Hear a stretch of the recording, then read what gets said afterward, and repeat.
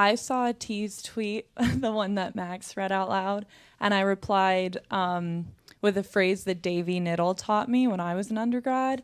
And he said, the classroom can't always be a safe space, but it can be a brave space.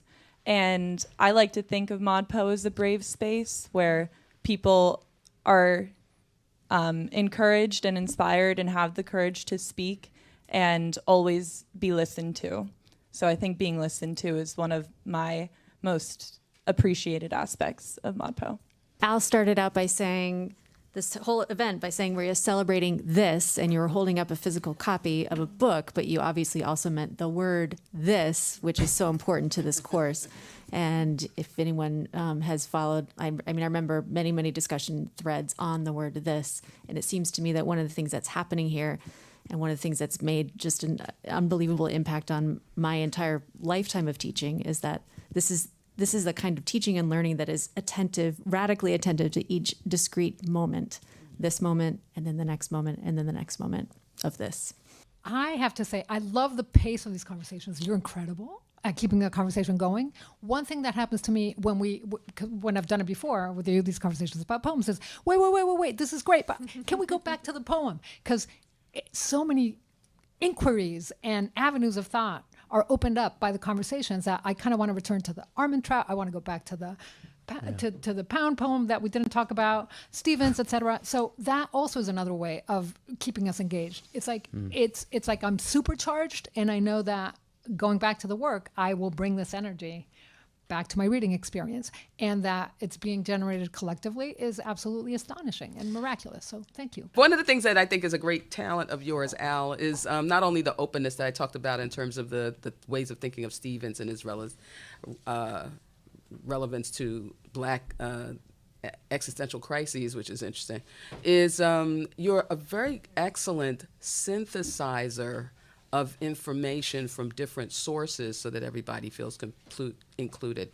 And that's quite a skill. So I think that speaks to not only your, it's an artistic skill, you know, but it's also very sophisticated pedagogy. So everybody sees how you like the organizing, but that particular skill of synthesizing different disparate points and instead of emphasizing their differences, seeing how they're part of a similar template is really quite, I take notes on that excellence. I really do.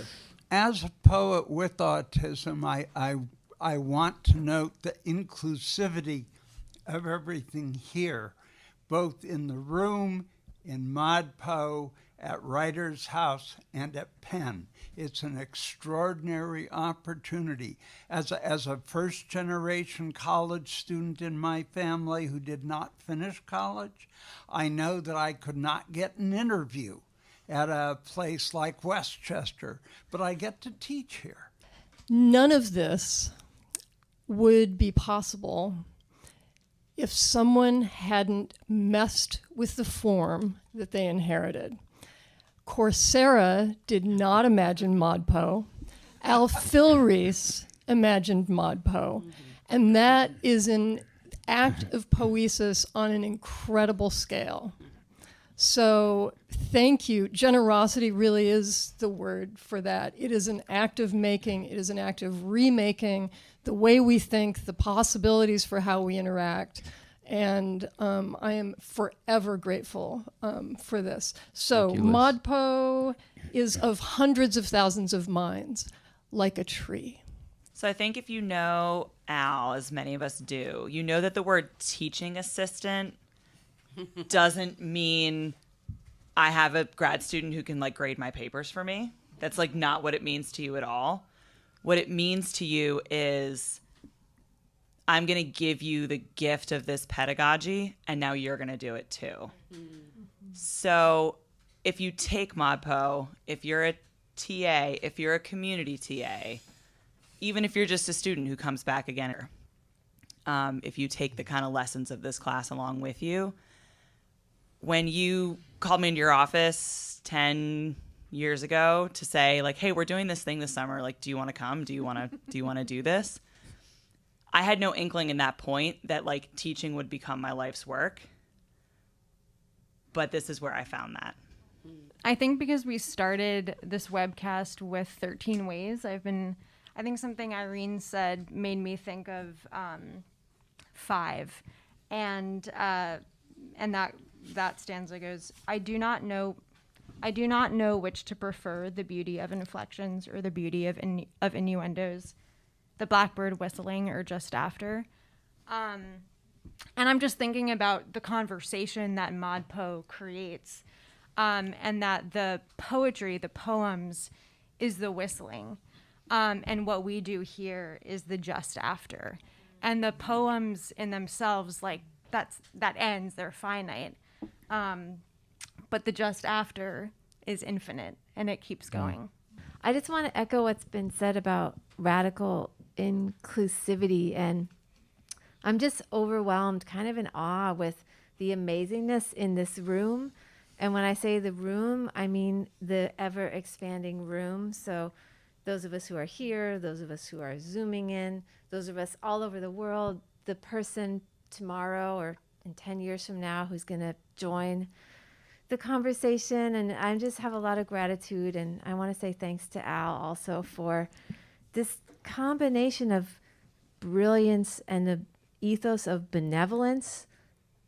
Brilliance is going to get us nowhere without that ethos, that it's for everyone. And you've created this space for us, and I'm grateful. Thank you to all the people around the world who I've gotten to know and who are reaching towards poetry, which some would think doesn't happen anymore. But I think this class shows that people know they're craving something, and possibly the thing they're craving largely is poetry. They wouldn't even think it, but slowly students of this class can spread the word. One of the long-term lessons that ModPo and teaching with you and learning with you has taught me is that the kind of aesthetic difficulty that we like is really amenable to the collaborative kind of piece by piece reading that we do.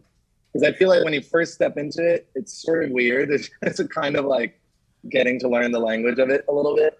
But I have found so much that like these tough poems that seem sort of inscrutable really become and flourish into something else when we do it the way we do. So I'm thankful to that, and many happy returns of the day.